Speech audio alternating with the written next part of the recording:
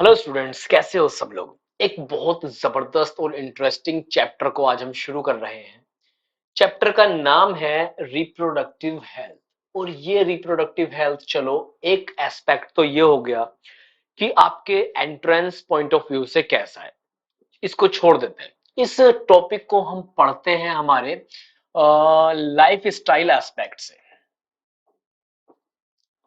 Life style या फिर हमारे हेल्थ के एस्पेक्ट से, क्योंकि ये चैप्टर बहुत ज्यादा इंपॉर्टेंट है आपकी हेल्थ के लिए, स्पेशली स्टूडेंट्स के लिए जो 11th में 12th में आए हैं। उनको रिप्रोडक्टिव चीजों के बारे में ज्यादा पता होना चाहिए, क्योंकि नई नई एज है आपकी, नए नए हॉर्मोन्स हैं। बहुत कुछ सोचने का, समझने का, करने का सबका मन करता है। बचपन में बहुत सारी गलतियां कुछ लोग ऐसी कर लेते हैं जिनका जो है ठीक हो पाना भी काफी मुश्किल हो सकता है। तो आपको इस चीज के बारे में ये नॉलेज होनी चाहिए। रिप्रोडक्टिव चीजों से रिलेटेड, रिप्रोडक्टिव ऑर्गन से रिलेटेड, सेक्स एजुकेशन, ये सब आपको अच्छे से आना चाहिए। तो आज इसी टॉपिक में हम खुल के बात करने वाले हैं रिप्रोडक्टिव हेल्थ के बारे में, ताकि आप लोग इस चीज को समझो और आप अपनी हेल्थ के साथ कोई कॉम्प्रोमाइज ना होने दो। ठीक है, एक सेकंड में बस इसको स्टार्ट करेंगे हम।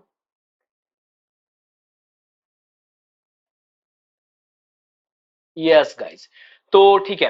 अब रिप्रोडक्टिव हेल्थ क्या होता है, बेसिकली हमने एक चैप्टर पढ़ा था रिप्रोडक्शन, ह्यूमन रिप्रोडक्शन, जिसमें हमने female reproductive system, male reproductive system, हमने हमने पढ़ा मेल रिप्रोडक्टिव सिस्टम में पीनस पढ़ा, हमने टेस्टिस पढ़ा, हमने वेजाइना पढ़ा, हमने ओवरीज पढ़ा, हमने एक्सटर्नल जेनाइटेलिया पढ़ा, हमने इंटरनल ऑर्गन्स के बारे में पढ़ा, प्रेगनेंसी को देखा हमने, फर्टिलाइजेशन को देखा हमने, पार्चुरेशन के बारे में पढ़ा, ये सब चीजें देखी। वो एक नॉर्मल स्टैंडर्ड चीजें थी, लेकिन उसमें अब हम जानते हैं अगर इंसान है तो साथ में बीमारी भी होंगी, इंसान है परेशानी भी होंगी। इन सभी चीजों को कैसे टैकल किया जा सकता है, ज्यादा लंबा लेक्चर नहीं है लेकिन इंटरेस्टिंग रखने की कोशिश की गई है इस लेक्चर को आप लोगों के लिए। तो रिप्रोडक्टिव हेल्थ में जो हमारा पहला लेक्चर है वो है प्रॉब्लम्स एंड स्ट्रेटेजीज। क्या क्या प्रॉब्लम्स रिप्रोडक्टिव सिस्टम या फिर रिप्रोडक्शन से रिलेटेड या सेक्स एजुकेशन से रिलेटेड क्या क्या प्रॉब्लम्स हो सकती हैं किसी की लाइफ में, और फिर उनके लिए क्या क्या स्ट्रेटेजीज हो सकती हैं। इन चीजों के बारे में जरा थोड़ी सी हम बात करते हैं, ज्यादा लंबा नहीं खींचूंगा। सबसे पहले शुरू करते हैं प्रॉब्लम्स से रिलेटेड, क्या क्या प्रॉब्लम किसी की, किसी पर्सन की लाइफ में हो सकती है। देखिए बच्चों, आप सबको अपनी लाइफ में आगे जाना है, एक ना एक दिन सबकी शादी भी होगी, सबको ये चीजें पता होनी इसीलिए भी जरूरी है। तो सबसे पहले हम प्रॉब्लम्स के साथ शुरू करते हैं। हमने रिप्रोडक्टिव सिस्टम, ह्यूमन रिप्रोडक्शन में पढ़ा था कि फर्टिलाइजेशन होता है, कोइटस होता है, सेक्सुअल इंटरकोर्स होता है, फीमेल सिस्टम क्या है, फीमेल सिस्टम क्या है, मेल सिस्टम क्या है। तो सबसे पहले प्रॉब्लम में हम स्टार्ट करने वाले हैं डिजीजेस से। डिजीज, रिप्रोडक्टिव हेल्थ से जुड़ी हुई जो डिजीज हैं, रिप्रोडक्टिव सिस्टम से जुड़ी हुई जो डिजीज हैं, उनके बारे में सबसे पहली प्रॉब्लम है कि किसी पर्सन को, किसी इंडिविजुअल को, चाहे मेल हो या फीमेल हो, कोई डिजीज हो गई which is related to male और फीमेल जेनाइटेलिया, मेल और फीमेल जेनाइटल ऑर्गन्स, मेल और फीमेल रिप्रोडक्टिव ऑर्गन्स, उनसे रिलेटेड कोई डिजीज हो गई।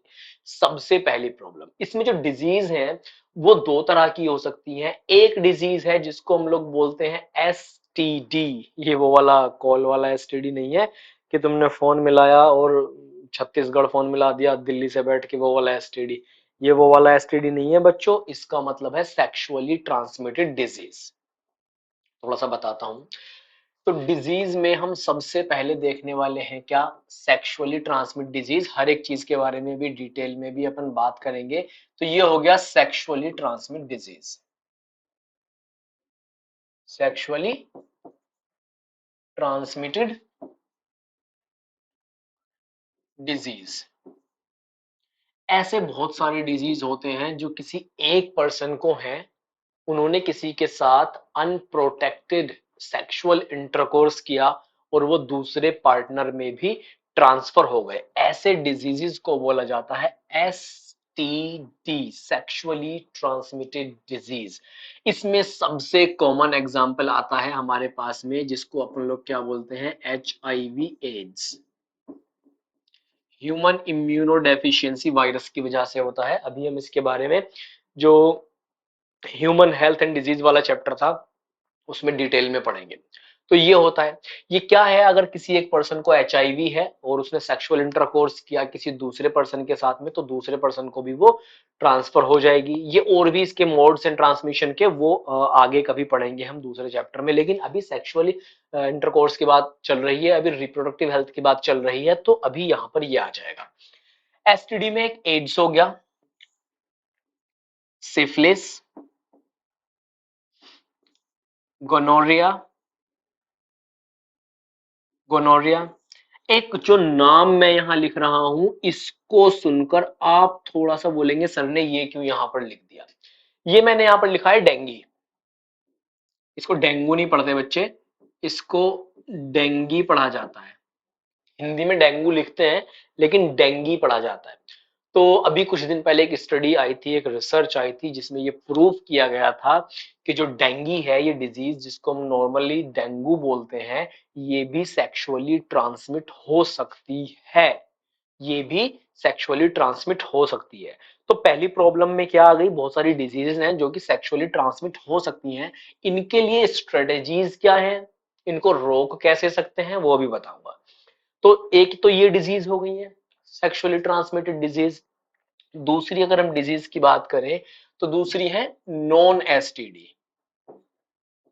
जो कि बीमारी तो है रिलेटेड टू रिप्रोडक्टिव सिस्टम, जो कि बीमारी तो है रिप्रोडक्टिव सिस्टम से रिलेटेड, लेकिन सेक्सुअली ट्रांसमिट नहीं होती। जैसे कि एक हो गया यूटीआई, बहुत कॉमन है आज के टाइम पर। किसी भी फीमेल में ज्यादातर क्या होता है, अनहाइजेनिक कंडीशंस की वजह से जो यूरिनरी ट्रैक्ट है, वहां पर इंफेक्शन हो जाता है। ये रिप्रोडक्टिव ऑर्गन्स को भी डैमेज कर सकता है, उनको भी नुकसान पहुंचा सकता है। तो यूरिनरी ट्रैक्ट इंफेक्शन, यूटीआई जिसको बोला जाता है। ओके, यूटीआई हो गया। उसके बाद कुछ और भी इन्फेक्शन हो सकते हैं, जैसे कि इन्फेक्शन में क्या हो सकता है,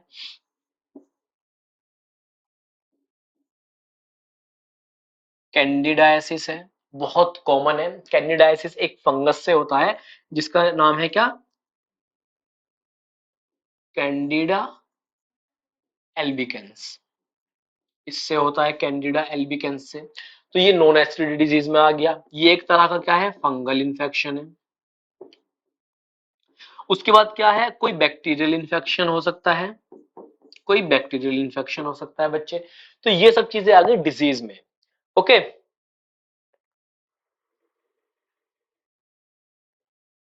तो बच्चों बीच में ये रुक गया था, बट अभी फिर से लाइव है, ठीक है। तो हम कुछ डिजीज के बारे में बता रहे थे, नॉन एस्टिडी डिजीज के बारे में बता रहा था कि यूटीआई है, कैनिडाइसिस है, बैक्टीरियल इन्फेक्शन है, वायरल इन्फेक्शन है। ये सारी चीजें तो बीमारी हो गई। अब ये नॉन एस्टिडी डिजीज हो गई, डिजीज के बारे में हमने पढ़ लिया। एक प्रॉब्लम डिजीज हो गई, मतलब कि हम पहले प्रॉब्लम्स के बारे में बात कर रहे थे ना, तो जो डिजीज थी, इसमें दोनों तरह की डिजीज के बारे में हमने देखा। तो डिजीज को कैसे रोका जा सकता है, इसके बारे में थोड़ी सी बात करते हैं। अगर इसको रोक सकते हैं हम डिजीज को, सबसे पहला जो एसटीडी है, सेक्सुअली ट्रांसमिटेड डिजीजेस हैं, उन सबको रोका जा सकता है। तो बच्चों ये हो गया, ठीक है। इसके हम बात कर रहे थे कि डिजीजेज हैं एसटीडी, नॉन एसटीडी वगैरह, ये डिजीजेज हैं, इनको कैसे कंट्रोल किया जा सकता है। इनको देखो, जो सेक्सुअली ट्रांसमिटेड डिजीजेज होती हैं, उनको रोकने के लिए बहुत ज्यादा जरूरी है कि कोई भी अगर किसी भी पार्टनर के साथ, मेल पार्टनर, फीमेल पार्टनर के साथ किसी भी तरह का सेक्सुअल इंटरकोर्स अगर किसी का होता है, तो make sure to use protection, any kind of physical protection, physical barrier, जिसमें कॉन्डम्स वगैरह आते हैं, मेल कॉन्डम्स, फीमेल कॉन्डम्स वगैरह आते हैं। इस तरह का प्रिकॉशन लेना बहुत ज्यादा जरूरी है। Otherwise STD, sexually transmitted diseases के होने के चांसेस बहुत ज्यादा होते हैं। तो एसटीडीज को ऐसे प्रिवेंट किया जाता है क्योंकि हम ये जानते हैं prevention is always better than cure. Prevent कीजिए इन सब चीजों को। जो नॉन एसटीडी डिजीजेज हैं उनके लिए क्या किया जा सकता है, उनके लिए स्ट्रेटेजीज में सबसे बड़ी बात यह आ सकती है कि नॉन एसटीडीज में सबसे पहले जाता है कि इन्फेक्शंस आते हैं, यूटीआई इन्फेक्शंस, कैंडिडियासिस आता है, bacterial infection, viral infection, fungal infection, इस तरह के डिजीज ज्यादा आते हैं। तो उनसे बचने के लिए हाइजेनिक कंडीशंस मेंटेन करके रखना है। कई लोगों में होता है प्यूबिक हेयर बहुत ज्यादा ग्रो कर जाते हैं, जिनकी वजह से बहुत ज्यादा स्वेटिंग होने की वजह से, ह्यूमिडिटी कंडीशन ज्यादा होने की वजह से वहां पर कंडीशन अनहाइजेनिक हो जाती है, गंदगी ज्यादा हो जाती है, जिस वजह से इस तरह के इन्फेक्शंस होना आम बात है। तो हाइजेनिक कंडीशंस को मेंटेन करके रखना है काफी ज्यादा। चलो डिजीजेस के बारे में हो गई, प्रोटेक्शन के बारे में मैंने आपको बता दिया। इसके बाद बात आती है पॉपुलेशन एक्सप्लोजन। एक प्रॉब्लम हमारे सामने आज के टाइम पर बहुत ज्यादा जो कि देखने के लिए मिल रही है, और वो ये है कि मान लीजिए अभी अभी कुछ दिन पहले की न्यूज है, एक दो हफ्ता भी नहीं हुआ है ठीक से, कि बहुत तगड़ी न्यूज आई कि पूरे वर्ल्ड की जो पॉपुलेशन है वो 8 बिलियन प्लस हो चुकी है। 8 बिलियन का जो आंकड़ा था हमने वो छू लिया। प्लस डेली पैदा होते हैं तो 8 बिलियन प्लस, आप समझ सकते हैं 8 बिलियन प्लस पॉपुलेशन पूरे वर्ल्ड की हो चुकी है। और अगर हम बात करें अपने कंट्री की तो मोस्ट प्रोबेबली 1 या 2 साल में will Sarpass China in terms of population. अभी तक चाइना की सबसे ज्यादा पॉपुलेशन थी पूरे वर्ल्ड में, लेकिन India will Sarpass China with in 2 to 3 years। और ये कोई बहुत बड़ी बात नहीं है, क्योंकि इंडिया में सेक्स एजुकेशन के नाम पर, सेक्स एजुकेशन के नाम पर कोई ध्यान नहीं दिया जाता। बहुत सारे लोगों को ये पता ही नहीं है कि पॉपुलेशन एक्सप्लोजन क्या है, बर्थ कंट्रोल चीजें क्या है, पॉपुलेशन कितनी होनी चाहिए कितनी नहीं होनी चाहिए।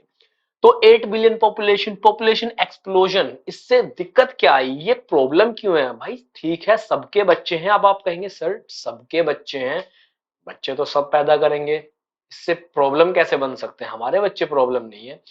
देखो दोस्तों, प्रॉब्लम कहाँ आती है? प्रॉब्लम आती है आपके पास में खाना तो था 3 लोगों का, आपके पास में लोग आ गए 5, जो 2 एक्स्ट्रा लोग हैं उनके लिए आपको वो खाना शेयर करना पड़ेगा, या तो कुछ लोगों को भूखे पेट सोना पड़ेगा या कम खाना खाना पड़ेगा। आपके पास रहने की जगह थी 2 लोगों की, आपके पास में लोग हो गए 4, कुछ लोगों को मैनेज करना पड़ेगा, चीजें कॉम्प्रोमाइज करनी पड़ेंगी, खुश नहीं रह पाएंगे। तो ऐसी कुछ चीजें ये प्रॉब्लम्स में आ जाती हैं कि अगर ग्रीन रिवॉल्यूशन नहीं होता इंडिया में तो इतनी पॉपुलेशन आज के टाइम पर भूखे मर रहे होते, व्हाइट रिवॉल्यूशन नहीं होता, गोल्डन रिवॉल्यूशन नहीं होता तो क्या होता। तो इस तरह की प्रॉब्लम, अब जैसे कोविड आया, बहुत ज्यादा पब्लिक थी चाइना और इंडिया में, ज्यादा बहुत तेजी से फैला, पॉपुलेशन इतनी ज्यादा थी, जिन कंट्रीज की पॉपुलेशन बहुत कम थी वो लोग अपने घर में बैठे थे, वहां पर इतना ज्यादा उसका कंटामिनेशन हुआ ही नहीं। तो पॉपुलेशन एक्सप्लोजन बहुत ज्यादा खतरनाक हो सकता है। और पॉपुलेशन एक्सप्लोजन के लिए अगर कोई स्ट्रेटेजी है तो वो है क्या? Birth control. Birth control methods अभी हम आगे डिटेल में नेक्स्ट लेक्चर में बात करेंगे, बर्थ कंट्रोल क्या क्या होता है, कैसे कैसे होता है। मतलब कि हम कुछ ऐसे मेजर्स अपना सकते हैं जिनसे इस बर्थ वाली चीजों को, पॉपुलेशन रेट को कंट्रोल किया जा सकता है, ताकि पॉपुलेशन उतनी ज्यादा ना बढ़े, एक अंडर लिमिट रहे। इसके बाद आती है बात अनवांटेड प्रेगनेंसीज। कई बार क्या होता है कोई कपल्स हैं वो प्रेगनेंसी नहीं चाहते, उन्हें बर्थ कंट्रोल मेथड के बारे में पता है, बट कंडीशन ऐसी हुई उन कपल्स के बीच में कि अनवांटेड प्रेगनेंसी हो गई। तो वो अनवांटेड प्रेगनेंसी को वो लोग एज अ प्रॉब्लम कंसीडर करेंगे, क्योंकि उन्हें वो प्रेगनेंसी नहीं चाहिए थी बट स्टिल हो गई। हालांकि ये चीजें नेचर के अगेंस्ट हो सकती हैं कि नेचर ने ऐसा कानून बनाया है, लेकिन उन लोग को नहीं चाहिए, तो ये चीज एक इस चीज में काउंट की जाएगी प्रॉब्लम वाले केस में। अनवांटेड प्रेगनेंसीज कई बार ऐसे होता है कि अविवाहित संबंध, ठीक है, जरूरी नहीं है किसी का मैरिटल स्टेटस हो उसी में सेक्सुअल इंटरकोर्स हो, उसके अलावा अगर कहीं हो रहा है और किसी को नहीं चाहिए थी प्रेगनेंसी बट स्टिल हो गई, यहां पर कंडीशन है ये है कि 18 प्लस होना जरूरी है। उससे नीचे अगर चीजें जाती हैं तो मेडिको लीगल केसेस में क्या होता है कि वो अंडर एज होने की वजह से एक तरह से वो सेक्सुअल हरासमेंट में गिना जाता है कि आपने नाबालिग के साथ ऐसा किया, कि नाबालिग लड़की के साथ, नाबालिग लड़के के साथ। तो ये 18 प्लस होने की बात कर रहे हैं, अभी हम जितनी भी बातें यहाँ कर रहे हैं 18 प्लस की बातें कर रहे हैं।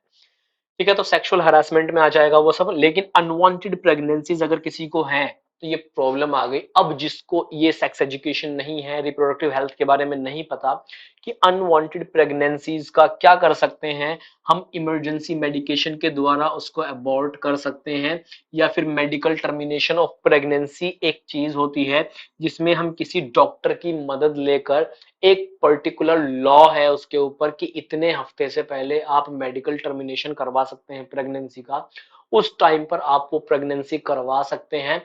तो ये चीज इसमें अपनाई जा सकती है, ये स्ट्रेटेजी इसमें काम आती है, इसके बारे में नॉलेज होना बहुत ज्यादा जरूरी है। तो ये एक प्रॉब्लम हो गई हमारी, ये एक स्ट्रेटेजी हो गई।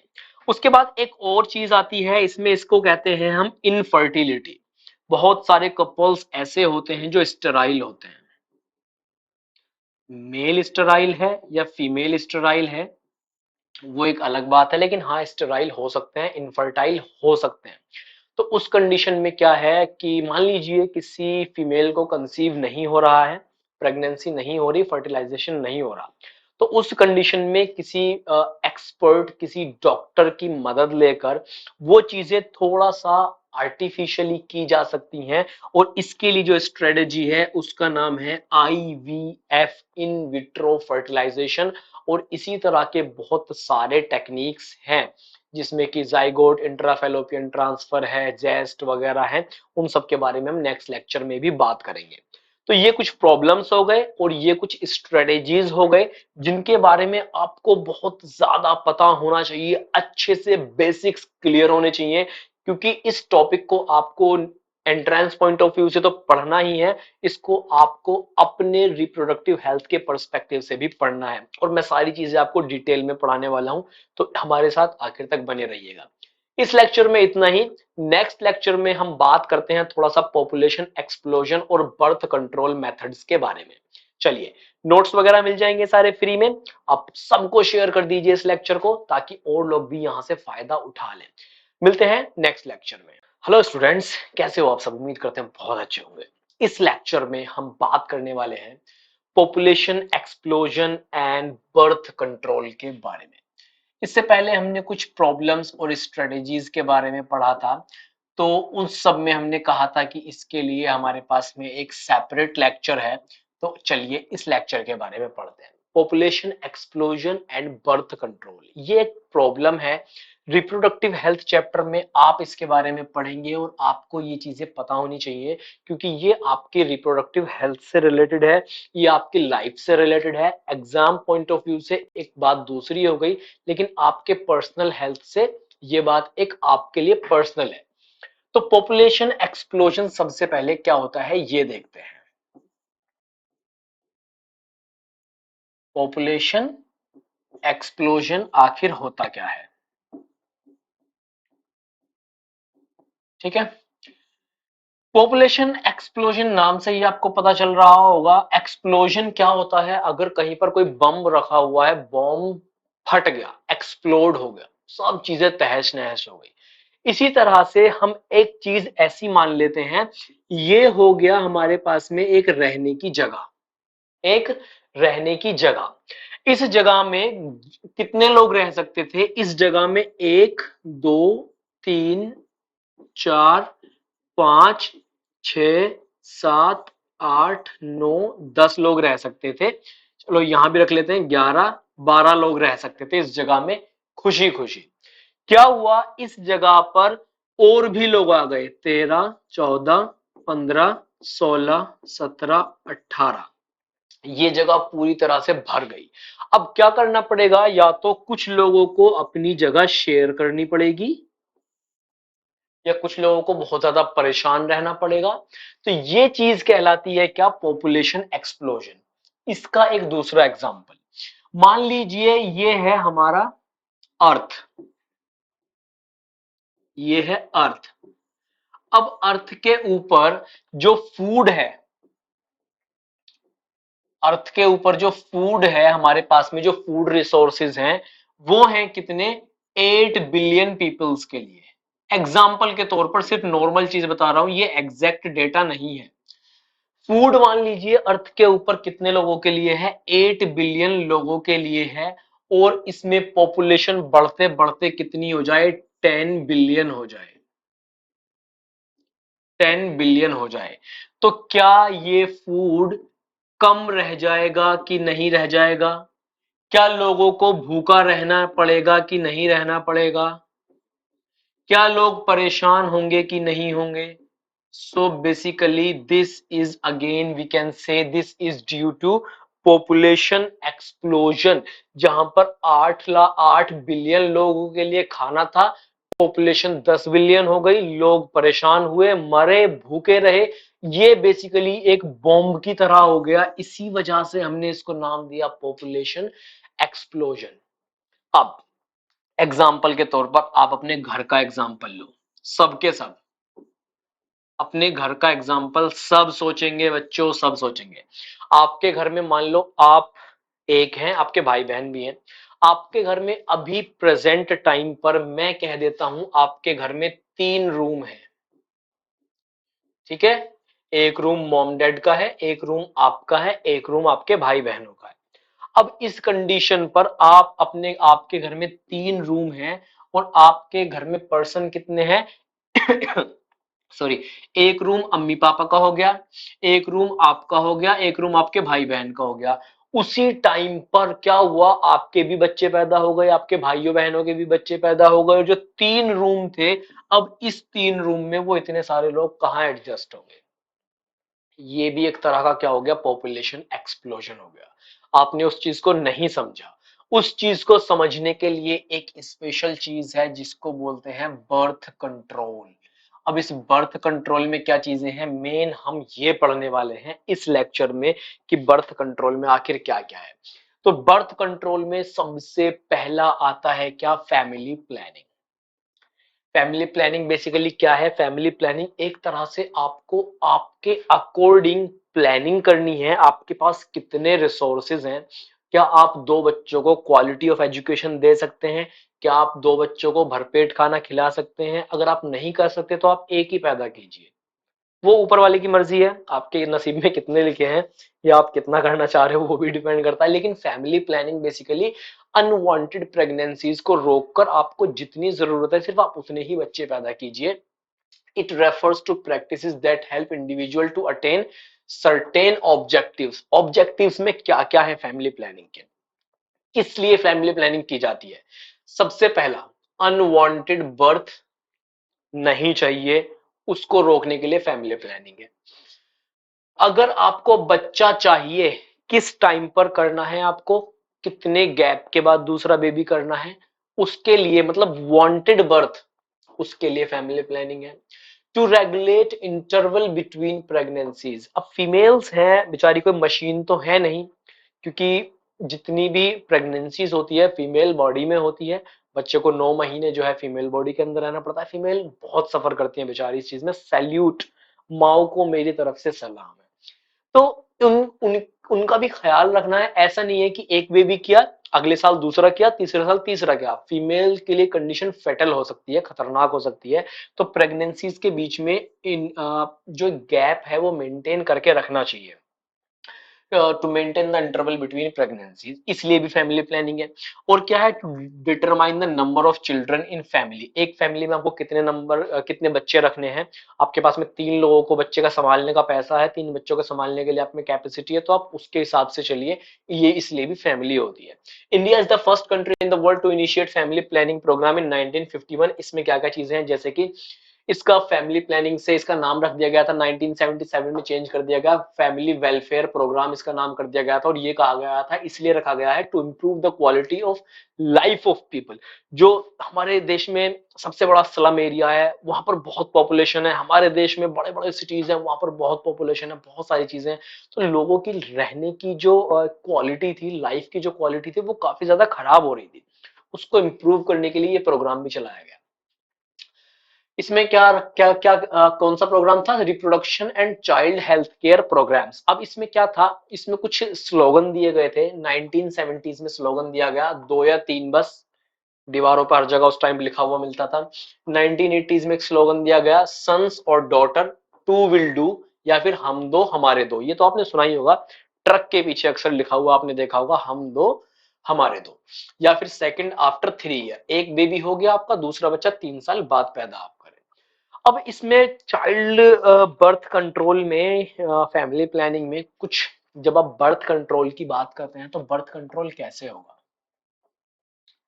देखिए, अगर कोई कपल है, कोई अगर कपल है, तो सेक्सुअल इंटरकोर्स उनके बीच में होना is a normal thing, is a normal thing. उस सेक्सुअल इंटरकोर्स की वजह से क्या होता है? प्रेगनेंसी।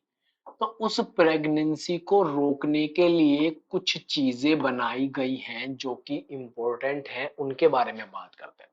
इनमें कुछ मेथड हैं इस प्रेगनेंसी को रोकने के लिए। जो मेथड्स हैं, इन मेथड्स को नाम दिया गया है क्या? Contraceptive methods. बेसिकली एक मेथड है जिससे हम अनवांटेड प्रेगनेंसीज को रोक सकते हैं, उनको बोलते हैं कॉन्ट्रासेप्टिव मेथड। अब कॉन्ट्रासेप्टिव मेथड कई तरह के हो सकते हैं, जिसमें दो चीजें सबसे पहले बताई गई हैं। पहला है टेम्परेरी मेथड, या फिर इसको बोलते हैं स्पेसिंग मेथड। दूसरा है टर्मिनल मेथड। इनके बारे में बात करते हैं। टेम्परेरी मेथड की अगर हम बात करें तो चार टाइप्स हैं। पहला केमिकल है, दूसरा बैरियर मेथड है, तीसरा हार्मोनल है, चौथा नेचुरल है। थोड़ा सा देखते हैं इन सब चीजों के बारे में। केमिकल मेथड के बारे में अगर हम बात करते हैं तो इसमें बेसिकली जब किसी ने सेक्सुअल इंटरकोर्स किया, उसके बाद में कुछ केमिकल्स दिए जाते हैं, जिनमें कुछ दवाइयां होती हैं, उनमें कुछ केमिकल्स होते हैं जो कि क्या कर सकते हैं, जो फर्टिलाइजेशन होता है, जो प्रेगनेंसी होती है, उसको होने से रोक सकते हैं।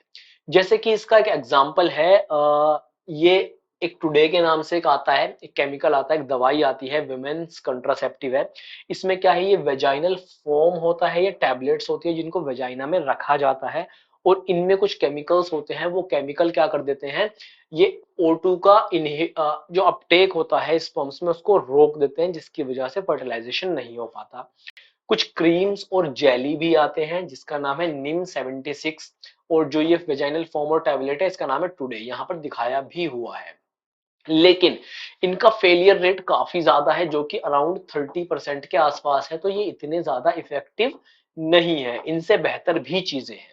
उसके बाद ये किसने बनाया था? Defence institute of physiology allied science manufactured it. ये भी क्वेश्चन आपसे नीट में पूछा जा सकता है।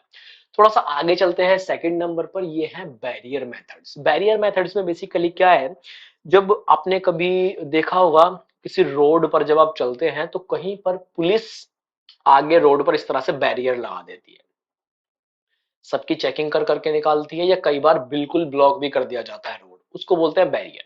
इसी तरह से क्या है, यहाँ पर बैरियर में क्या है, फिजिकली कुछ चीजें यूज की जाती हैं, जैसे कि मेल कॉन्डम्स हैं जिनको पीनस के ऊपर पहन लिया जाता है बिफोर हैविंग सेक्सुअल इंटरकोर्स। उसमें क्या होता है, जब पेनस के ऊपर इसको पहनते हैं, जब इजैकुलेशन होता है स्पर्म का, तो वो जितना भी स्पर्म है, वो सारा का सारा स्पर्म इस कॉन्डम के अंदर ही रुक जाता है। वो फीमेल वेजाइना में एंटर नहीं कर पाता, जिसकी वजह से फर्टिलाइजेशन नहीं हो सकता। सेम एक और इसी तरह की चीज जिसको हम बोलते हैं फीमेल कॉन्डम, और ये फीमेल्स के लिए बने हुए होते हैं। आपको ऐसा लग रहा होगा कि ये दोनों तरफ से ओपन है, लेकिन ये दोनों तरफ से ओपन नहीं है। इनका शेप दोनों तरफ से एक जैसा होता है, जबकि ये इस तरह से होते हैं। एक तरफ से इनमें जगह होती है, खाली होते हैं, कैविटी होती है, दूसरी तरफ से ये ब्लॉक होते हैं। ठीक है। दूसरी तरफ से ये ब्लॉक्ड होते हैं। ये तो इनको यूज किया जा सकता है फीमेल कॉन्डम्स को। इसमें भी अगर कोई स्पर्म इजैकुलेशन होता है तो वो इसी के अंदर रुक जाएगा, वेजाइना में अंदर नहीं जाएगा, तो फर्टिलाइजेशन नहीं होगा। फिर आते हैं कुछ और चीजें, जैसे कि फेलियर रेट जो है मेल कॉन्डम्स का वो 10 to 14% है। कई बार क्या होता है, कॉन्डम्स ब्रेक हो जाते हैं, उसकी वजह से क्या होता है पता नहीं चल पाता, और जो स्पर्म की ये एंट्री हो जाती है वेजाइना में और फर्टिलाइजेशन प्रेगनेंसी हो जाती है। और क्या है, फीमेल कॉन्डम्स के जो रेट है, फेलियर रेट, वो 5 to 15% है। अगर हम फीमेल्स के लिए बात करें तो कुछ और भी फिजिकल डिवाइसेस हैं, जैसे कि फिजिकल बैरियर्स है, सॉरी, फिजिकल बैरियर्स है, जिसमें आते हैं डायफ्राम्स, यहाँ पर डायफ्राम का स्ट्रक्चर है, सर्वाइकल कैप्स स्ट्रक्चर है, वॉल्स स्ट्रक्चर है। जब हम फीमेल रिप्रोडक्टिव सिस्टम के बारे में पढ़ रहे थे तो हमने पढ़ा था वेजाइना का स्ट्रक्चर। यहाँ पर हमने कुछ ऐसी चीजें देखी थी जिसमें हमने कुछ इस तरह का स्ट्रक्चर उसका पढ़ा था। और क्या था बच्चों, इसको कहते थे हम क्या, सर्विक्स। इसको कहते थे सर्विक्स। तो क्या होता है, इस सर्विक्स पर क्या होता है, या तो हम इसको डायफ्राम यहां इस तरह से लगा देंगे तो स्पर्म की एंट्री नहीं होगी, सर्वाइकल कैप लगा देंगे तो यहां ऊपर स्पर्म की एंट्री नहीं होगी, या वॉल्ट कैप लगा देंगे तो स्पर्म की एंट्री यहां आगे नहीं होगी। ओके। तो अब बात करते हैं थोड़ा सा कुछ और चीजों के बारे में, जैसे कि एक आते हैं फिजिकल इन डिवाइसेस में, मेथड्स में, बैरियर मेथड्स में, इंट्रा यूटेराइन डिवाइसेस, आईयूडीज जिन्हें कहा जाता है। और आईयूडीज कई तरह की होती हैं। आईयूडीज बहुत तरह की होती हैं। सबसे पहले जो यूज की गई थी वो ग्राफेनबर्ग ने यूज की थी, वो एजी बेस्ड थी, सिल्वर बेस्ड थी। लेकिन अभी क्या है, कॉपर बेस्ड आईयूडीज आती हैं जो कि यूज की जाती हैं। पिक्चर आप यहाँ पर देख सकते हैं। इनमें से बेसिकली क्या होता है, ये कॉपर आयंस को रिलीज करती हैं, और कॉपर आयन से जो मोटिलिटी होती है स्पर्म की वो खत्म हो जाती है, और इनको वेजाइना में सिर्फ प्लेस कर दिया जाता है, अंदर रख दिया जाता है। सीयूटी मल्टीलोड 375 दो यहाँ पर दिखाई हुई है। उसके बाद आईयूडीज दो तरह से हो सकती हैं, एक नॉन मेडिकेटेड होती हैं जिनमें कोई मेडिसिन नहीं होती, और एक क्या होती है, कॉपर रिलीजिंग आईडीज होती हैं, एक हार्मोन रिलीजिंग आईडीज होती हैं। जो नॉन मेडिकेटेड है उसका एग्जांपल है लिप्स लूप्स। जो कॉपर रिलीजिंग आईडीज है उनका नाम है CUT, CU7 Multiload 375। Hormone releasing कौन सी है, प्रोजेस्टासर्ट LNG 20।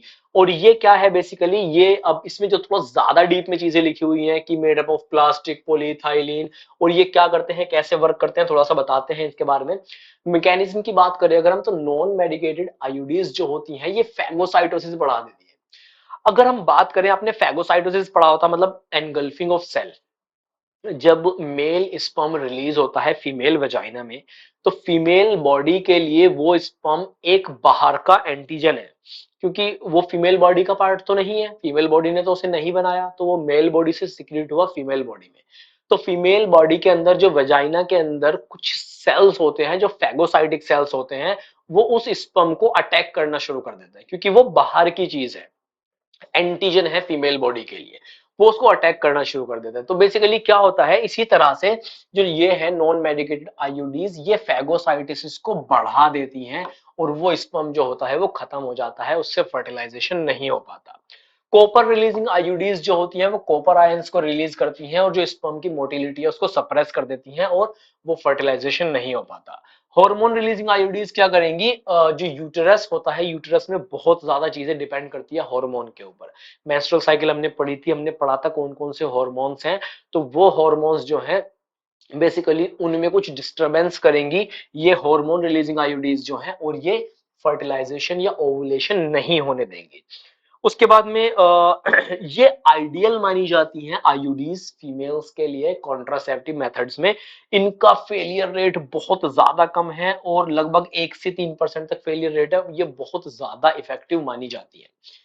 इसके बाद में थोड़ा सा और देखते हैं, अब बात करते हैं हार्मोनल मेथड के बारे में। हार्मोनल मेथड जो है सबसे ज्यादा यूज किया जाता है, ऑलमोस्ट 100% इफेक्टिव होता है हार्मोनल मेथड। इसमें क्या है, कोई भी क्या, इसमें बेसिकली ज्यादातर ओरल पिल्स दी जाती हैं फीमेल्स को, या इंजेक्शंस दिए जा सकते हैं, या इम्प्लांट्स दिए जाते हैं, जिनकी वजह से कोई ना कोई हार्मोनल चेंजेस आएंगे बॉडी में, और हार्मोन्स के बेसिस पर ही पूरी की पूरी प्रेगनेंसी टिकी हुई है।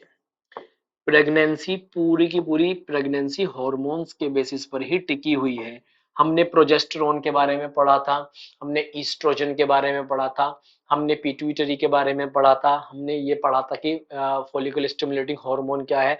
तो जब ये हार्मोनल मेथड इस पूरे प्रेगनेंसी के लिए जो हार्मोन इंपॉर्टेंट हैं, जो हार्मोन फर्टिलाइजेशन के लिए इंपॉर्टेंट है, उन हार्मोन की कंसंट्रेशन को गड़बड़ कर देंगे, प्रेगनेंसी हो ही नहीं पाएगी।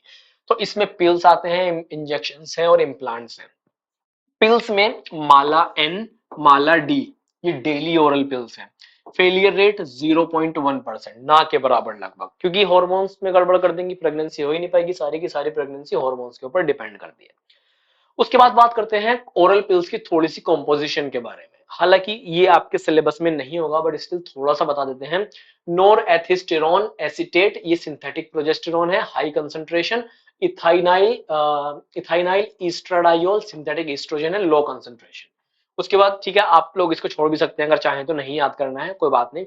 मैकेनिज्म क्या है बेसिकली, ये हॉर्मोन्स वगैरह के सिक्रीशन को पिट्यूटरी से रोक देते हैं या किसी चीज के हार्मोन को बढ़ा देंगे जो कि प्रेगनेंसी के लिए अच्छा नहीं है। वीकली ओरल पिल्स में एक बहुत अच्छा एग्जांपल है सहेली, और ये एक नॉन स्टेरॉइडल पिल है, और ये जो सीडीआरआई में डेवलप की गई थी। ये क्वेश्चन नीट में पूछा जा चुका है कि सीडीआरआई में कौन सी कॉन्ट्रासेप्टिव पिल जो है डेवलप की गई। सीडीआरआई बेसिकली क्या है, CDRI is central drug research institute, जो कि लखनऊ में लोकेटेड है, और इन्होंने एक ड्रग बनाई थी सहेली, जो कि नॉन स्टेरॉइडल ओरल कॉन्ट्रासेप्टिव पिल है, वीकली पिल। इसके बहुत कम साइड इफेक्ट है, और इसका जो है जबरदस्त कॉन्ट्रासेप्टिव रेट है, और फेलियर रेट लगभग 1.83% है, लगभग ना की बराबर है। इसको आप छोड़ सकते हैं, कॉम्पोजिशन को चाहे तो याद भी कर सकते हैं। और मेलोक्सिफेन है, और सेंट क्रोमेन है। इसके बाद इंजेक्शन है डीएमपीए नाम से एक इंजेक्शन आता है, डेपो मेड्रोक्सी प्रोजेस्टेरोन एसीटेट, उसका। उसके बाद में इम्प्लांट्स है, नोर प्लांट, सबक्यूटेनियस इंजेक्शंस वगैरह होते हैं जो कि हार्मोन्स की गड़बड़ी करेंगे और प्रेगनेंसी नहीं हो पाएगी, और इनका फेलियर रेट 0.04%, ना की बराबर है। कुछ जगह मेल पिल्स का यूज भी किया गया था। अब बात ठीक है, एक हफ्ते पहले एक मुद्दा भी उठा था कि वाई ऑलवेज फीमेल्स, फीमेल्स अपनी बॉडी को क्यों नुकसान पहुंचाएं। साइड इफेक्ट तो हैं थोड़े बहुत, लेकिन फीमेल्स ही क्यों। तो एक मेल पिल डेवलप की गई थी गॉसिपॉल के नाम से, और इस ये क्या करती थी, ये स्पर्मेटोजेनेसिस, मतलब कि स्पर्म की प्रोडक्शन को रोक देती थी। लेकिन इस पिल को कंप्लीटली बैन कर दिया गया, क्योंकि इसने क्या किया था, इस पिल ने एजोस्पर्मिया, इसने परमानेंटली ही स्पर्म की प्रोडक्शन को रोक दिया था। उस वो लोग स्टराइल हो गए थे, मतलब कहने का मतलब है कि उनमें स्पर्म प्रोडक्शन रुक गई थी। तो जुलाई 2000 में चाइना ने प्रोजेस्टेरोन पिल्स बनाई थी मेल्स के लिए, first time in the world. उसके बाद क्या है, इमरजेंसी कॉन्ट्रासेप्टिव मेथड्स। इसमें क्या है, इमरजेंसी कॉन्ट्रासेप्टिव पिल्स भी आती हैं जिनको प्रेगनेंसी सॉरी कॉन्ट्रासेप उसके क्या बोल रहा हूँ मैं, सेक्सुअल इंटरकोर्स के 72 घंटे के अंदर खाना होता है उनको। एक इसमें एग्जांपल है आईपीएल, जिसका बहुत ज्यादा टीवी पर एड भी आता है, अनवांटेड 72 के नाम से आते हैं, इसका भी टीवी पर बहुत ज्यादा एड आता है। तो ये इमरजेंसी कॉन्ट्रासेप्टिव पिल्स हो गई। इसके बाद IUDs can also be use an intra emergency contraception, उनको भी इम्प्लांट करवाया जा सकता है इस मेथड के लिए, इस चीज के लिए। अब बात करते हैं एक कॉन्ट्रासेप्शन में एक नेचुरल मेथड है। नेचुरल मेथड में बेसिकली क्या है, या तो फीमेल को प्रेगनेंसी हुई है, प्रेगनेंसी होने के बाद फीमेल लैक्टेटिंग है, जो लैक्टेटिंग विमेन होती हैं, जो अभी प्रेगनेंसी हुई है और उस प्रेगनेंसी होने के लगभग 1 से 6 महीने तक उनमें ओवुलेशन नहीं होता, और उस कंडीशन में अगर आप अनप्रोटेक्टिव सेक्सुअल इंटरकोर्स करते हैं तो वो सेफ है, मतलब सेफ माना जाता है। उस टाइम पर प्रेगनेंसी नहीं हो सकती, उस टाइम पर ओवुलेशन नहीं हो रहा होता है, तो उस टाइम पर भी ये एक नेचुरल मेथड की तरह काम करता है प्रेगनेंसी को अवॉइड करने के लिए। दूसरा है, एक है विथड्रॉल और कोइटस इंटरप्ट। बेसिकली क्या होता है, वाइल सेक्सुअल इंटरकोर्स, एक टाइम आता है जब मेल को ये पता होता है कि अब इजैकुलेशन होने वाला है स्पर्म का, ड्यूरिंग सेक्सुअल इंटरकोर्स। तो जब इजैकुलेशन होने वाला हो स्पर्म का वेजाइना में, उस टाइम पर क्या करते हैं, जो पीनस है उसको वेजाइना से विदड्रॉ कर लिया जाता है बाहर, ताकि जो स्पर्म है उसका इजैकुलेशन वेजाइना के अंदर ना हो। और ऐसा करने से जितना भी स्पर्म होता है वो बाहर इजैकुलेट होता है, वेजाइना में इजैकुलेट नहीं होता। तो इस वजह से प्रेगनेंसी नहीं होती, क्योंकि वेजाइना के अंदर स्पर्म पहुंचता ही नहीं है, ट्रांसफर होता ही नहीं है। तो इसको बोलते हैं विथड्रॉल और कोइटस इंटरप्ट्स। और ये भी इसी तरह का कुछ है, रिदम और पीरियोडिक एब्सिस्टेंस मेथड। ये हो गया दोस्तों। इसके बाद हम एक चीज पढ़ने वाले हैं टर्मिनल मेथड के बारे में। टर्मिनल मेथड क्या है? टर्मिनल मेथड में सिंपली दो चीजें हैं। एक है वैसेक्टोमी, जो कि मेल्स के लिए की जाती है। इसमें वास डिफरेंस को कट कर दिया जाता है ताकि स्पर्म बाहर ही ना निकले टेस्टिस से। उसको ह्यूमन बॉडी नॉर्मली एब्जॉर्ब कर लेती है वापस, जो कि एक हार्मलेस प्रोसेस है। वेसेक्टोमी मेल्स के लिए और ट्यूबेक्टोमी फीमेल्स के लिए। फीमेल्स के लिए क्या है? ट्यूबेक्टोमी है, to cut off fallopian tubes. Fallopian tubes को काट देंगे, आगे जो ओवुलेशन है ओवरीज से होगा, लेकिन आगे वो नहीं जा पाएगा और वो बाद में डिजेनरेट हो जाएगा। माइक्रोस्कोपिक स्ट्रक्चर तो होता ही है, उससे कोई इफेक्ट नहीं पड़ता बॉडी के ऊपर। So guys, this was all about population explosion and birth control. इसके बाद में अब हम नेक्स्ट लेक्चर में पढ़ेंगे मेडिकल टर्मिनेशन ऑफ प्रेगनेंसी के बारे में, कि ये क्या चीज है, क्या क्या इंपॉर्टेंट है इसमें। ये सब चीजों के बारे में हम पढ़ने वाले हैं। तो अभी लेक्चर में इतना ही। नोट्स डाउनलोड कर लेना, क्विज वगैरह देते रहिए रेगुलर, और अपने दोस्तों को, भाइयों बहनों को, सबको शेयर करते रहो। इसी तरह से हमारे साथ बने रहो नीट के लिए आखिर तक। नीट आपका क्वालिफाई हो जाएगा। चलिए अब मिलते हैं आपसे नेक्स्ट लेक्चर में। हेलो स्टूडेंट्स, चलो अब बात करते हैं मेडिकल टर्मिनेशन ऑफ प्रेगनेंसी की। पिछले लेक्चर्स में हमने काफी कुछ चीजें देखी रिप्रोडक्टिव हेल्थ से related, problems, strategies, population explosion, birth control methods, devices, इन सब चीजों के बारे में हमने पढ़ा। अब थोड़ा सा हम पढ़ते हैं एमटीपी के बारे में, medical termination of pregnancy. MTP इसकी फुल फॉर्म भी पूछ सकते हैं आपसे। इसका मतलब होता है क्या? मेडिकल टर्मिनेशन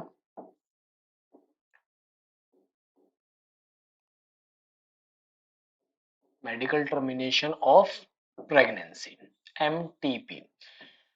ये क्यों होता है, कैसे होता है, कब करना इसको अलाउड है, कौन कर सकता है, गवर्नमेंट इसके बारे में क्या कहती है, एथिकल इश्यूज और रिलीजियस इश्यूज, इमोशनल इश्यूज, इन सब चीजों के बारे में क्या है, इन सब चीजों के बारे में थोड़ा सा बात करते हैं। मेडिकल टर्मिनेशन ऑफ प्रेगनेंसी क्या होता है? बेसिकली देखिए, जब प्रेगनेंसी होती है प्रेगनेंसी के फर्स्ट ट्राइमेस्टर तक,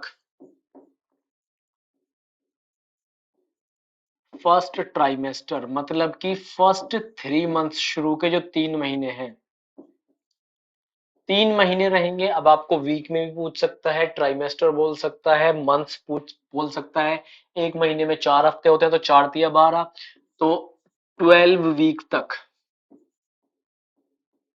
ये करना, एमटीपी करना सेफ होता है अकॉर्डिंग टू डॉक्टर्स।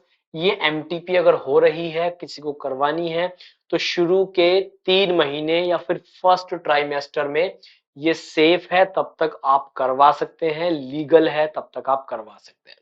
अब एमटीपी होती क्या है? जब प्रेगनेंसी हो गई, प्रेगनेंसी होने के बाद में इम्प्लांटेशन हो गया, इम्प्लांटेशन हो गया। इम्प्लांटेशन होने के बाद में अब आपको पता चला 1 महीने बाद, 2 महीने बाद, कि फीमेल प्रेग्नेंट है। बट वो जो बेबी था, वो जो प्रेगनेंसी के बाद जो भी फीमेल के वोम में जो भी बेबी है, वो आपको नहीं चाहिए था। फीमेल को नहीं चाहिए, मेल को नहीं चाहिए। इस चीज को बोला जाता है क्या? Unwanted pregnancies. अब कुछ भी इसका रीजन हो सकता है, वो मेंटली प्रिपेयर नहीं है, फिजिकली प्रिपेयर नहीं है उस बेबी के लिए, इमोशनली प्रिपेयर नहीं है, वो उनकी मर्जी है। तो उस कंडीशन में क्या होता है, वो जो प्रेगनेंसी है, वो जो शुरू के 3 महीने तक की, उसको मेडिकल प्रैक्टिशनर की मदद लेकर, किसी डॉक्टर की मदद लेकर उसको क्या कर दिया जाता है, उस प्रेगनेंसी को एबोर्ट कर दिया जाता है। और एबोर्ट करते हैं तो वो जो फिटस होता है, एम्ब्रियो होता है, वो खत्म हो जाता है, उसको निकाल देते हैं वोम्ब में से, उसको टर्मिनेट कर दिया जाता है मेडिकल प्रैक्टिशनर की मदद लेकर। तो इसीलिए इसका नाम दिया गया है medical termination of pregnancy, unwanted pregnancies को खत्म करने के लिए। इसके ऊपर कई सारी चीजें हैं, बहुत सारी चीजें हैं, जैसे कि क्या है, सबसे पहला, इंडिया जैसे कंट्री में क्या होता था कि जब किसी को कोई प्रेगनेंसी होती थी, किसी लड़की को, जब तक ये अलाउड नहीं था एमटीपी करवाना, मेडिकल टर्मिनेशन ऑफ प्रेगनेंसी करवाना अलाउड नहीं था, उस टाइम पर लोग क्या करते थे, मान लीजिए या ही तो किसी का अविवाहित संबंध है, मतलब कि शादी नहीं हुई है बट सेक्सुअल इंटरकोर्स था और अनवांटेड प्रेगनेंसी हो गई, उस कंडीशन में लोग लड़की को जान से मार देते थे, लड़की को जान से मार देते थे, क्योंकि डॉक्टर मेडिकल टर्मिनेशन नहीं करेगा प्रेगनेंसी का, तो वो क्या सोचते थे, लड़की को जान से मार देते हैं और हमारा सारा केस ही खत्म हो जाएगा। तो जो ये जो रेट था, मदर मोर्टेलिटी रेट, इसको कम करने के लिए एमटीपी अलाउ कर दिया गया। दूसरा क्या होता था कि फीमेल्स में कोई, अगर हमने चेकअप करवाया, फीमेल प्रेग्नेंट है, उस कंडीशन पर हमें पता चला है कि जो बेबी है वो जब पैदा होगा वो फिजिकली हैंडीकैप्ड होगा और इस दुनिया में उसका सरवाइव करना ना के बराबर है, बहुत मुश्किल है।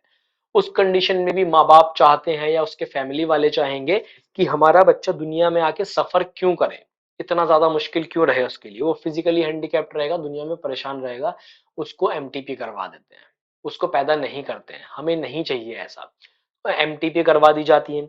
अब इस चीज में बहुत बहुत सारे कंट्रीज में इसके ऊपर डिबेट चलता है कि ये अनएथिकल है, बहुत सारे इसमें इमोशनल इश्यूज हैं, एथिकल इश्यूज हैं, रिलीजियस इश्यूज हैं, सोशल इश्यूज हैं, इन सब चीजों के ऊपर डिबेट चलती रहती है, अलग अलग कंट्रीज में इसके ऊपर अलग अलग रूल्स बनाए गए हैं।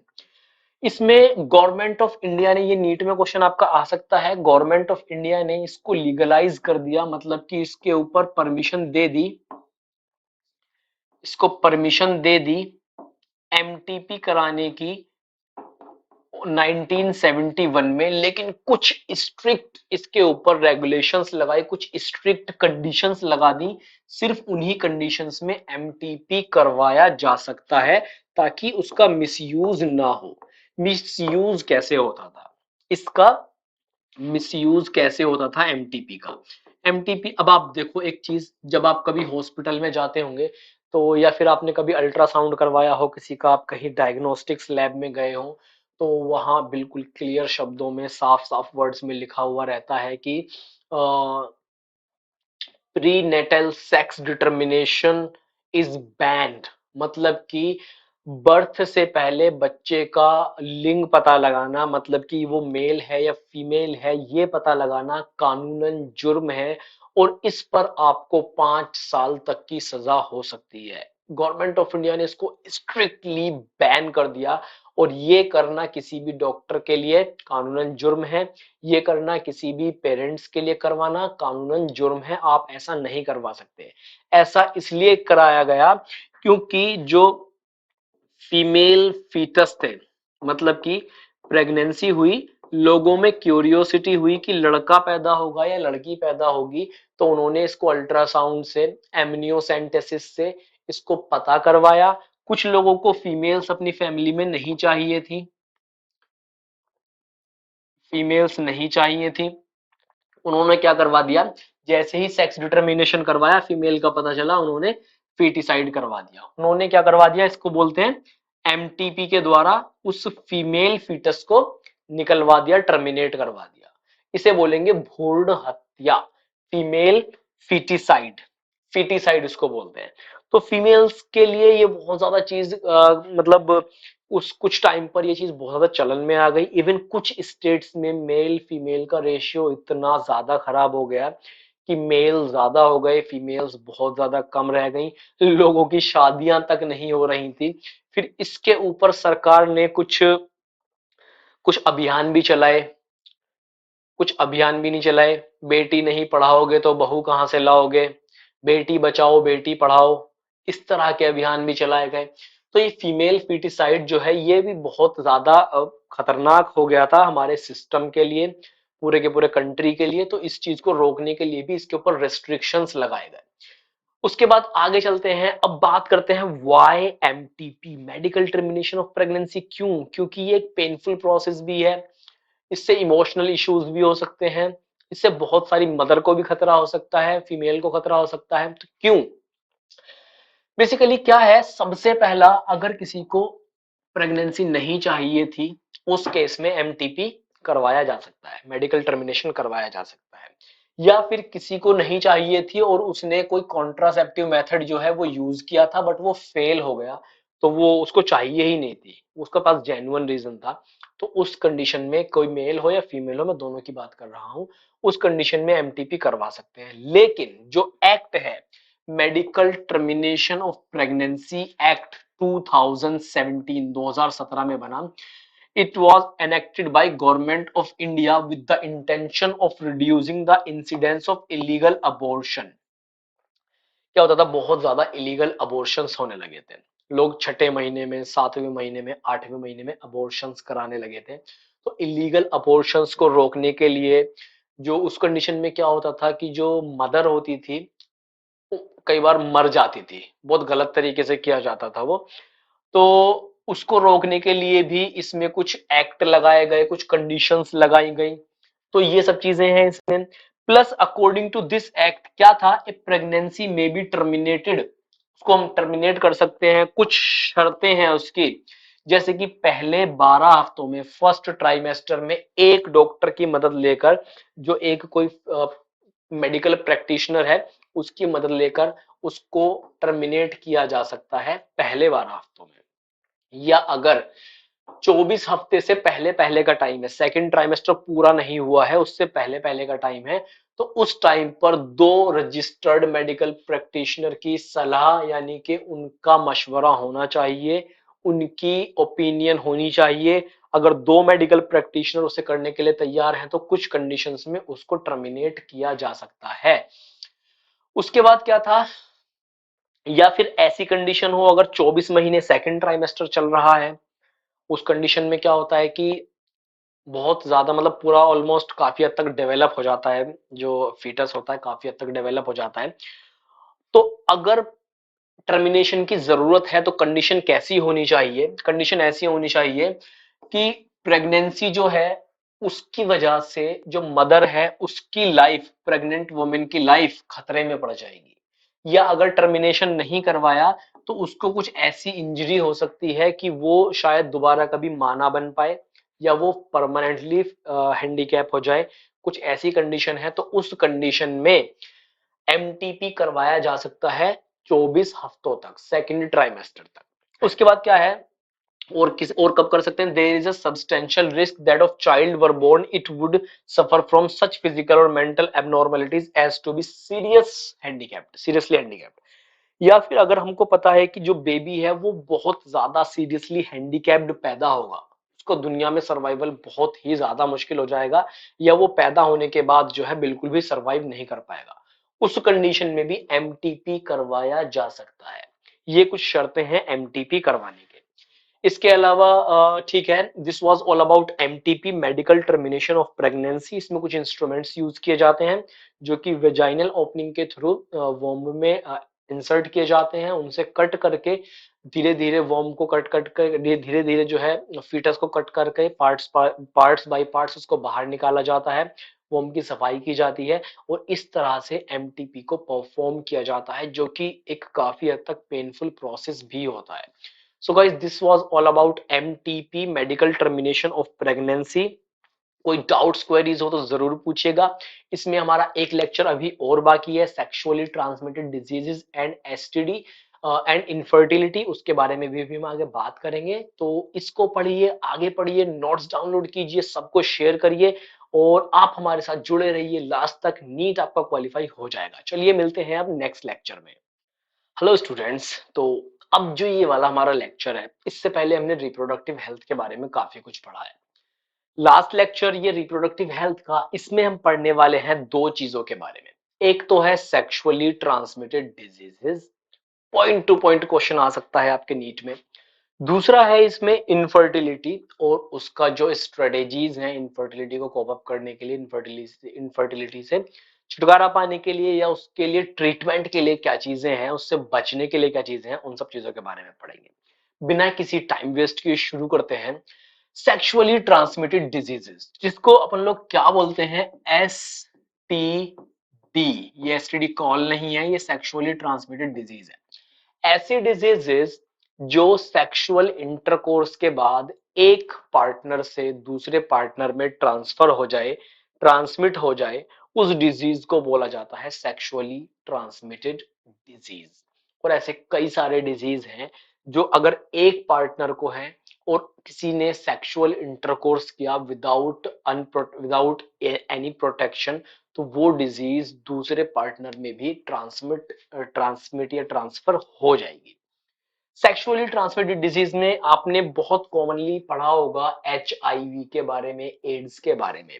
ह्यूमन इम्यूनो डेफिशिएंसी वायरस, जो कि क्या कॉज करता है, acquired immuno deficiency syndrome cause करता है। और पेशेंट्स धीरे धीरे धीरे धीरे एड्स से इतना घिर जाता है कि वो,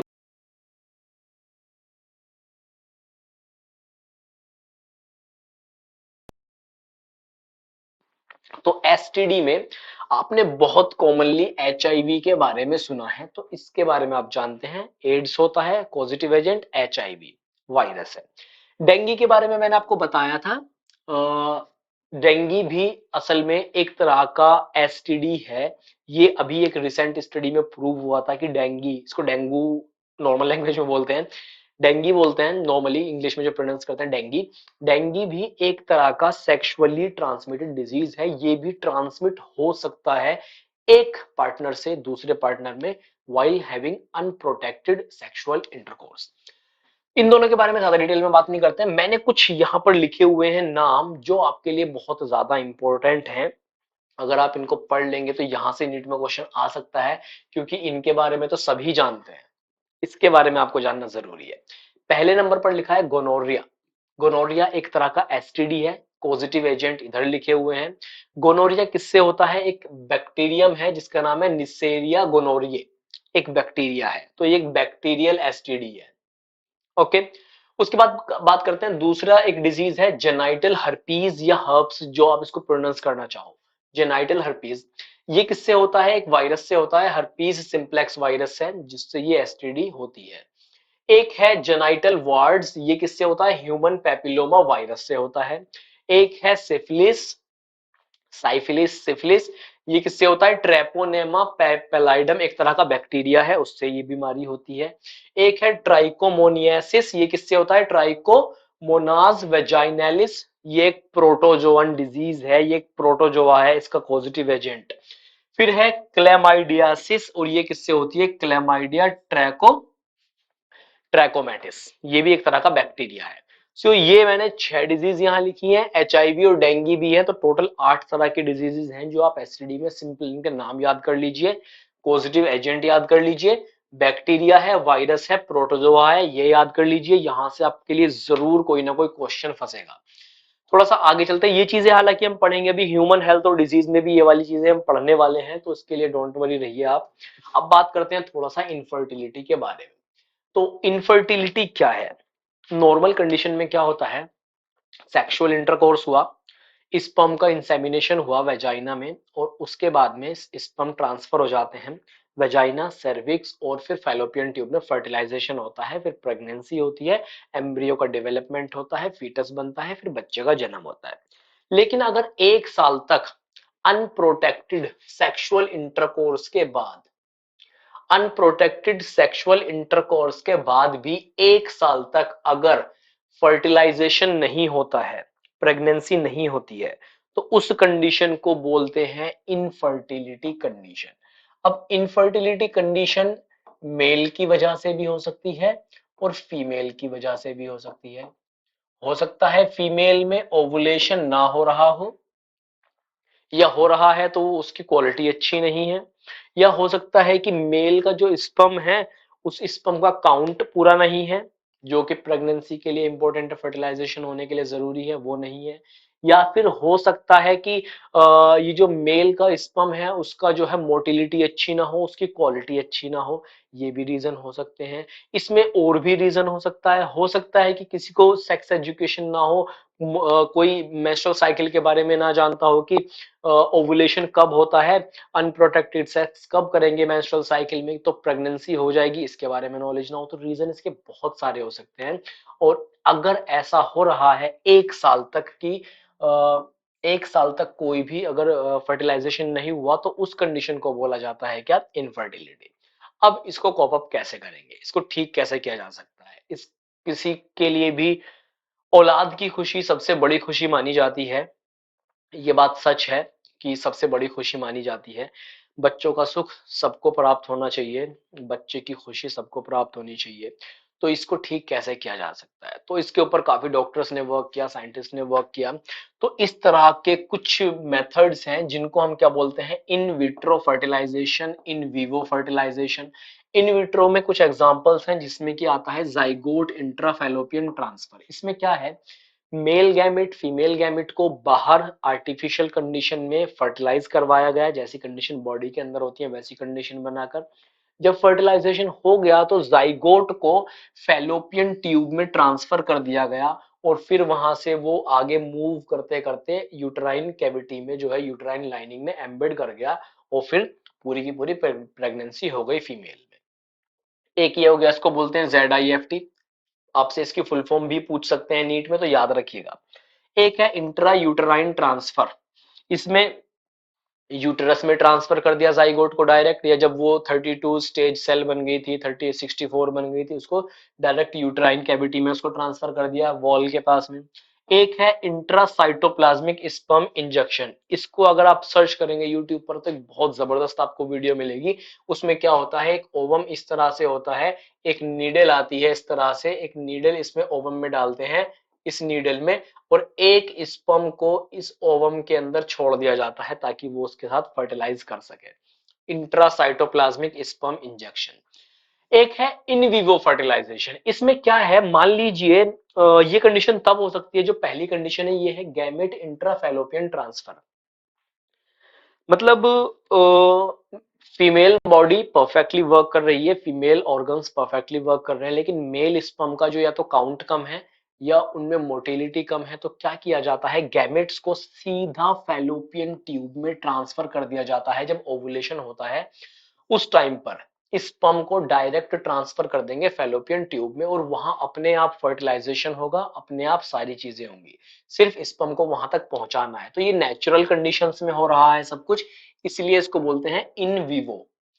उसके बाद एक और है आर्टिफिशियल इंसेमिनेशन। ये एक तरह की चीज है, एक में किसी सिंगल स्पर्म को हम वहां तक भेज रहे हैं, या पूरा का पूरा इंसेमिनेट हम कर दे रहे हैं उसको, स्पर्म को वेजाइना में। तो इसको, क्योंकि ऐसा होता है कई बार कुछ लोगों में स्पर्म प्रोडक्शन तो होती है, लेकिन क्या होता है, इरेक्टाइल डिस्फंक्शन हो जाता है, मतलब कि जिसमें पीनस का इरेक्शन नहीं हो पाता, और वो बिल्कुल जरूरी है स्पर्म ट्रांसफर के लिए। अगर इरेक्टाइल डिस्फंक्शन होगा तो स्पर्म अंदर तक उसमें इंसेमिनेशन के बाद ट्रांसफर नहीं हो पाएगा, तो आर्टिफिशियल इंसेमिनेशन भी किया जा सकता है। इसको भी इन विवो फर्टिलाइजेशन कहते हैं। थोड़ा सा आगे चलते हैं। अब एक वर्ड आता है test tube baby. Test tube baby basically क्या है, कोई ऐसा बेबी नहीं है कि जिसको हमने टेस्ट ट्यूब के अंदर पैदा कर दिया हो, ऐसा कोई बेबी नहीं है। इस कंडीशन में क्या होता है, एक वर्ड यहां पर हम पढ़ते हैं IVF। आपने किसी हॉस्पिटल के बाहर भी लिखा हुआ देखा होगा, एड भी आता है, रवीना टंडन जी इसका ऐड करती हैं। इन विट्रो फर्टिलाइजेशन, इसमें क्या है, विट्रो का मतलब बाहर हो रहा है, बॉडी के बाहर ये सारी चीजें हो रही हैं, लेकिन ऐसा एनवायरमेंट बनाया जाता है कि वो एनवायरमेंट ह्यूमन बॉडी को रिजेंबल करे, इन विट्रो फर्टिलाइजेशन। तो आउटसाइड बॉडी ऐसा एनवायरमेंट बनाएंगे कि बॉडी को रिजेंबल करे, और उसके बाद में उस चीज को जो है किसी फीमेल मदर में, चाहे वो जिसको बेबी चाहिए उसने खुद अपने अंदर इंसेमिनेट करवाया, या फिर कोई सरोगेट मदर को भी हायर करते हैं किसी को पैसे देकर, क्योंकि ऐसा हो सकता है कई बार मेल स्पर्म फीमेल ओवम दोनों मिल आर्टिफिशियल कंडीशन में उनको फर्टिलाइज करवाया, लेकिन जिस फीमेल का वो ओवम था उसकी बॉडी इस कैपेबल नहीं थी कि वो उस प्रेगनेंसी को बेयर कर सके, तो उस कंडीशन में किसी और मदर को चूज किया जाता है, पैसे दे सकते हैं उनको, और उनको बेसिकली एक तरह से किराए पर हायर करते हैं, और उनकी बॉडी में वो ओवम और वो जो एग स्पर्म था उसका फर्टिलाइजेशन करवा के इंसेमिनेट करवाया जाता है। जब वो जाइगोट जो होता है वो 32 सेल स्टेज में पहुंचता है 24 घंटे के अंदर उस टाइम पर, और फिर वो पूरी की पूरी प्रेगनेंसी उस सरोगेट मदर में, या जिसको अपने बच्चा चाहिए, जिसको भी वो बेबी चाहिए, जिसको भी वो प्रेगनेंसी चाहिए, वो उसके बॉडी में पूरी की पूरी प्रेगनेंसी नॉर्मल तरीके से चलती है। First test tube baby England में 25 जुलाई 1978 लुइस बोलो या Louie John Joy Brown. India में फर्स्ट टेस्ट ट्यूब बेबी जिसका नाम था दुर्गा। चलिए, अब एक चीज है, इसको ठीक है, अब ये हो गया, हमने पढ़ लिया है। एक चीज है एमनियोसेंटेसिस। क्या होता है जब बेबी का डेवलपमेंट होता है, तो जाइगोट बनने के बाद में पूरा जब आगे एम्ब्रियो बनता है तो उसके चारों तरफ ना एक लेयर बन जाती है, एक्स्ट्रा एम्ब्रियोनिक मेम्ब्रेन, जिसको हम एमनियोन कहते हैं। उस मेम्ब्रेन के अंदर पूरा एक फ्लूइड भरा हुआ होता है, जिसके अंदर बेबी सस्पेंडेड होता है, अंदर उसमें बेबी होता है, ताकि बेबी को शॉक एब्सॉर्ब हो सके, बेबी को फ्रिक्शन से बचाया जा सके। तो वो एमनियोटिक फ्लूइड कहा जाता है, और वो एमनियोन के अंदर होता है। उस एमनियोटिक फ्लूइड से कुछ चीजें टेस्ट की जा सकती है, जैसे कि उस एमनियोटिक फ्लूइड से अगर हम टेस्टिंग करना चाहें तो एक लंबी सी नीडल ली जाती है, उसको यूटेराइन कैविटी के जरिए अंदर डालकर थोड़ा सा एमनियोटिक फ्लूइड बाहर निकाला जाता है। फिर जब उसका डायग्नोस्टिक्स किया जाता है, तो डायग्नोस्टिक्स में हम क्या पता लगा सकते हैं उस एमनियोटिक फ्लूइड से, कि जो फीटस है उसमें कोई जेनेटिक डिसऑर्डर तो नहीं है, उसमें कोई जेनेटिक डिसऑर्डर तो नहीं है, उसमें कोई क्रोमोसोमल एबनॉर्मेलिटीज तो नहीं है, जैसे कि डाउन सिंड्रोम। क्या होता है, क्या आप चाहेंगे, अगर आप प्रैक्टिकली इस बात को सोचें, क्या आप चाहेंगे कि आपका होने वाला बेबी डाउन सिंड्रोम जैसी बीमारी से ग्रस्त हो? क्या आप चाहेंगे कि आपका होने वाला बेबी जब वो पैदा हो तो क्या वो सीवियर, मतलब सीरियसली हैंडीकैप्ड हो? क्या आप चाहेंगे? ऐसा बिल्कुल भी नहीं चाहेंगे। तो उन चीजों को फीटस के टाइम पर भी ट्रीट किया जा सकता है। तो उन चीजों का पता लगाने के लिए एमनियोसेंटिक फ्लूइड को बाहर निकाल के कुछ टेस्टिंग की जाती है, जिससे हम इन बीमारियों का पता लगा सकते हैं। पहला जेनेटिक डिसऑर्डर हो गया। दूसरा है इसमें मेटाबॉलिक डिसऑर्डर, यानी कि किसी फीमेल बॉडी के अंदर जो फीटस है, क्या उसमें प्रोटीन की कमी है, क्या उसमें एंजाइम की कमी है, क्या उसमें हार्मोन की कमी है? ऐसी किसी कमी को पता लगाने के लिए भी एमनियोसेंटिक फ्लूइड जो होता है उसको बाहर निकाल के उसकी टेस्टिंग की जाती है। इस प्रोसेस को बोला जाता है एमनियोसेंटेसिस। इसके बाद बार बॉडीज भी प्रेजेंट होती हैं।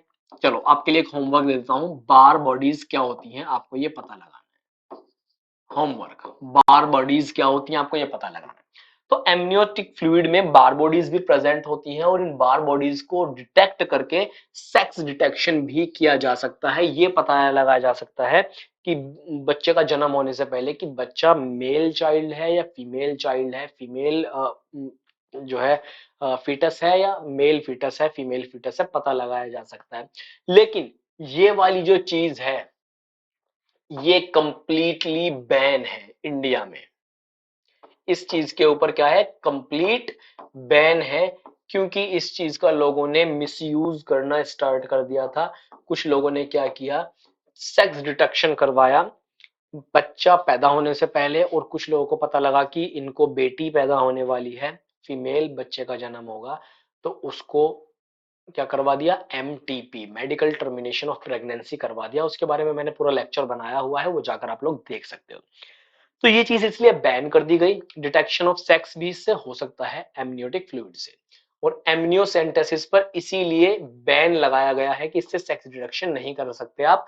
अगर आपको जेनेटिक डिसऑर्डर का चेक करवाना है ये कर सकते हैं, मेटाबॉलिक डिसऑर्डर कर सकते हैं, लेकिन बार बॉडीज चेक करवाना जो है वो बिल्कुल एकदम बैन है। So guys, this was all about sexually transmitted diseases and infertility, और उसके ट्रीटमेंट वगैरह, आईवीएफ वगैरह के बारे में हमने पढ़ा। कोई भी डाउट्स हो, क्वेरीज हो, बिल्कुल बेझिझक पूछिए, नोट्स डाउनलोड कीजिए, क्विज दीजिए, मॉक टेस्ट दीजिए, दोस्तों को शेयर कीजिए, अच्छे से पढ़ाई कीजिए। डॉक्टर बनाने की जिम्मेदारी हमारी, सिर्फ आप हमारे साथ आखिर तक जुड़े रहिए। इसी तरह के आपको एक्सक्लूसिव लेक्चर्स मिलते रहेंगे। आज के इस लेक्चर में इतना ही, मिलते हैं आपसे नेक्स्ट लेक्चर में।